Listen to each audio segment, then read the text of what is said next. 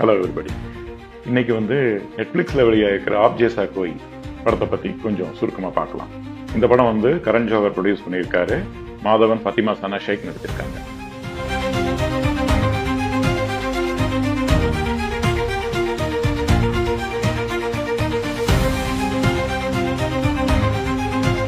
மாதவன் ஒரு சான்ஸ்கிரிட் டீச்சராக ஒரு ஸ்கூலில் பணியாற்றிட்டு இருக்காரு. ஃபத்திமா சனா ஷேக் ஒரு பிரெஞ்சு டீச்சரா கல்கட்டால ஒரு ஒரு ஸ்கூல்ல ஒர்க் பண்ணிட்டு இருக்காங்க. மாதவனுக்கு பாத்தீங்கன்னா ஆல்மோஸ்ட் கிராஸ்ட் 30s ஏர்லி 40ஸ்ல இருக்காரு. அவருக்கு இன்னும் திருமணம் நடக்கல.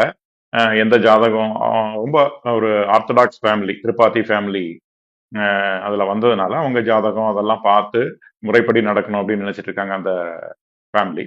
அதுல இவருக்கு எந்த விதமான அலையன்ஸும் கரெக்டா செட் ஆகல. இவர் என்ன நினைக்கிறேன், நம்ம ஒரு சான்ஸ்கிரிட் ப்ரொஃபஷனல்